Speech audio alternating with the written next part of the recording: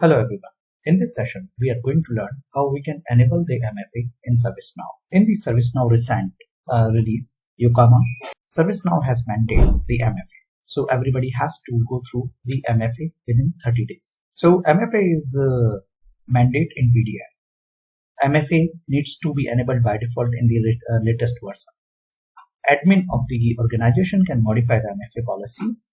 Admin can, if required, they can exempt the admins. And based on the roles of users, groups can be exempted. In case you are enabled with SSO or integration account you have, then that will not be impacted. So let's go to the ServiceNow and see how we can enable the MFA. So as a first step, admin needs to log into the instance, and this particular banner will be visible. So first we need to enable the property. So when we click on acknowledge, it will redirect us to this particular page. This particular property, multifactor.enforcement.acknowledged, needs to be marked as true and save the record. Once it is saved, then we have 30 days to enrollment for this MFA. In case users are not doing the enrollment in 30 days, then system will not be able to log in until a person enable the MFA on their instance.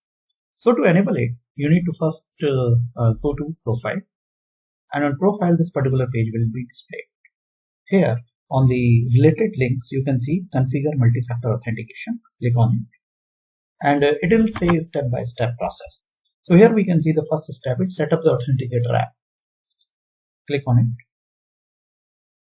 it. This will prompt one barcode, and this barcode has to be scanned through the mobile phone at authenticator app.